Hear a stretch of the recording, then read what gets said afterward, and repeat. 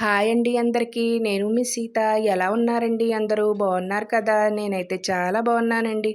మీరు కూడా బాగుండాలని మనస్ఫూర్తిగా కోరుకుంటున్నాను. ఫస్ట్ టైం నా వీడియో చూస్తుంటే ప్లీజ్ సబ్స్క్రైబ్. ఈరోజు రెసిపీ వచ్చేసి సొరకాయ పులుసు. ఈ సొరకాయ పులుసు చాలా టేస్టీగా ఉంటుందండి. మన రైస్లోకి అయితే చాలా బాగుంటుందండి. చాలా సింపుల్గా కూడా చేసుకోవచ్చు దీన్నైతేని. ఈ సొరకాయ ఆనపకాయ అంటారు కదా, దీన్నైతే ఏ విధంగా తయారు చేసుకుందామో చూసేద్దాం రండి. నేనైతే ఇలా సొరకాయనైతే తీసుకున్నానండి. ఇది ఆనపకాయ సొరకాయ కూడా అంటారండి దీన్నైతేని. ఇలా ఒక కాయనైతే తీసుకున్నాను నేను. సగం కోసుకుంటున్నానండి పేడినైతే. ఇలా కోసుకుని దీనికి ఉన్న పొట్టు అంతా తీసేసుకుందామండి. ఇలా పొట్టుని తీసేసుకుని మనం ఒక మీడియం సైజు ముక్కల కింద అయితే కోసుకుందామండి. ఇలా కోసుకుని నూడిల్స్ స్పూన్ ఉంటుంది కదా, ఆ స్పూన్తో అయితే ఇలా ఘాట్ల కింద పెట్టేసుకుందామండి. ఇలా ఘాట్లు పెట్టడం వల్ల పులుసు అయితే ఇలా ముక్కలకి అన్నిటికి బాగా పడుతుందండి. ఇలాగ ఒక నిమ్మకాయ సైజ్ అంత చింతపండుని అయితే నానబెట్టుకుంటున్నానండి.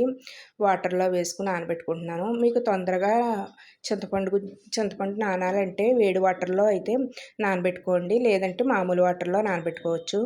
ఇప్పుడు స్టవ్ వెలిగించుకుని కడాయి పెట్టుకుందామండి. కడాయి వేడెక్కాక ఆయిల్ వేసుకుందాం. 2 టేబుల్ స్పూన్లు అయితే ఆయిల్ వేసుకుందామండి. ఆయిల్ వేడెక్కాక ఇందులో అయితే 1 ఇంచు దాల్చిన చెక్క, 2 లవంగాలు వేసుకుందామండి. అలాగే ఒక స్పూన్ పచ్చెనగపప్పు వేసుకుందాం. అలాగే 1 స్పూన్ మినపప్పు, అర టీ స్పూన్ అయితే జీలకర్ర, అర టీ స్పూన్ ఆవాలు వేసుకుందామండి. అలా వేసేసుకుని బాగా కొంచెం వేయించుకుందామండి. కొంచెం దోరగా వేయించుకుందాం. ఇలా వేయించుకున్న వాటిలో అయితే ఒక 4-5 ఎండుమిర్చిని కూడా వేసుకుందామండి. అలాగే ఒక రబ్బ కరివేపాకును కూడా వేసేసుకుందాం. ఇలా కరివేపాకును కూడా వేసుకోవచ్చండి. ఇలా వేసేసుకున్నాక సన్నగా తరిగిన ఉల్లిపాయ ముక్కలు, అలాగే పచ్చిమిర్చి, అలాగే రుచికి తగ్గ సాల్ట్, చిటికెడు పసుపు కూడా వేసేసుకుని బాగా వేయించేసుకుందామండి. ఉల్లిపాయ ముక్కల్ని లైట్ గోల్డెన్ కలర్ వచ్చేదాకా వేయించుకుందాము. ఇలా ఇలా మొత్తం అంతా ఆయిల్ అంతా పైకి వచ్చేదాకా గోల్డెన్ కలర్ వచ్చేదాకా వేయించుకుందామండి. ఈ విధంగా వేయించుకున్న తర్వాత నేనైతే ఒక 2 టమాటాలను అయితే ఇలా చిన్న ముక్కల కింద అయితే కోసానండి. వాటిని అయితే ఇందులో వేసేసుకుని బాగా కలిపేసుకుందామండి. ఈ టమాటా ముక్కలు కూడా బాగా మగ్గిపోవాలండి. మగ్గేంత వరకు మనం మూత పెట్టేసి మగ్గించేసుకుందామండి. ఇలా మగ్గిన తర్వాత ఒకసారి కలుపుకొని ఇందులోనే ఒకసారి అయితే కలిపేసుకుందామండి. మనకి ఉల్లిపాయ టమాటా ఎంత బాగా వేగితే అంత బాగుంటుందండి పులుసు అన్నది. ఇప్పుడు ఆనపకాయ ముక్కలను కూడా మనం మీడియం సైజు ముక్కలను అయితే కోసాం కదా, వాటిని కూడా వేసేసుకుని బాగా కలిపేసుకుందామండి. ఆనపకాయలో వాటర్ ఎక్కువగా ఉండటం వల్ల వాటర్ అయితే చాలా వస్తుందండి. వాటర్ అంతా ఇంకిపోయేదాకా మనం మూతను పెట్టేసి బాగా మగ్గించేసుకుందామండి. అలా మొత్తం అంతా కూడా మగ్గించేసుకోవాలి. చూసారు కదా వాటర్ అయితే ఎలా వస్తుందో. ఈ ఆనపకాయలో వాటర్ అయితే ఎక్కువగా ఉంటుందండి. అలా మయంగా ఒక్కొక్కసారి చూసుకుంటూ ఉండండి, లేదంటే కింద అడుగంటేస్తూ ఉంటుంది. మళ్ళీ కలుపుకొని మళ్ళీ మూత పెట్టేసుకోవాలండి. మూత పెట్టుకొని మొత్తం వాటర్ అంతా ఇంకిపోయేదాకా మనం అలా అయితే ఉడికించుకోవాలండి. ఇప్పుడు ఇందులో 1 స్పూన్ జీలకర్ర పేస్ట్ అండి. ఆ జీలకర్ర పేస్ట్ని కూడా వేసేసుకుని బాగా పచ్చివాసన పోయేదాకా వేయించేసుకుందామండి. ఇప్పుడు ఇందులోనే 1 స్పూన్ కారం, ఒక స్పూన్ ధనియాల పొడి వేసేసుకుందామండి.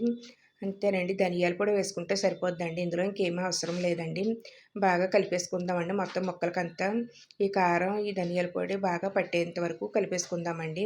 ఇప్పుడు చింతపండుని అయితే గుజ్జుని తీసుకొని ఆ గుజ్జును కూడా వేసేసుకుందామండి. ఇందులోనే వేసేసుకుని బాగా కలిపేసుకుని మూత పెట్టేసి పులుసు అయితే దగ్గర పడేదాకా ఆయిల్ అంతా పైకి వచ్చేదాకా మూత పెట్టి మగ్గించేసుకుందామండి. మయంగా ఒక్కొక్కసారి చూసుకుంటూ ఉండండి.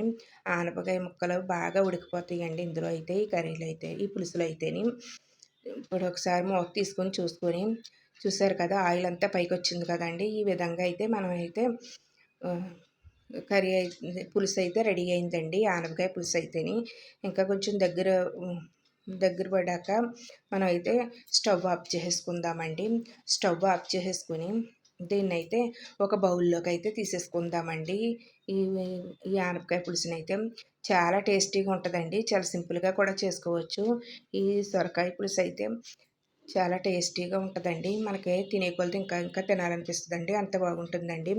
అలాగే నా వీడియో నచ్చితే మీ ఫ్రెండ్స్‌కి, రిలేటివ్స్‌కి షేర్ చేయండి.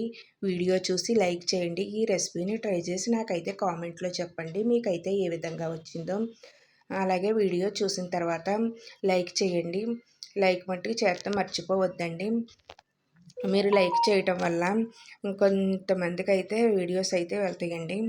అందుకే ముందుగానే లైక్ చేసి తర్వాత అయితే వీడియో చూడండి. వీడియో చూస్తున్నారు కానీ లైక్ చేయట్లేదండి.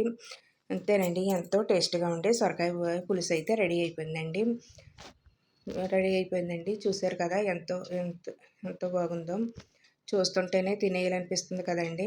బాయ్ అండి. నెక్స్ట్ వీడియోలో కలుసుకుందాం. అయ్య బాబోయ్!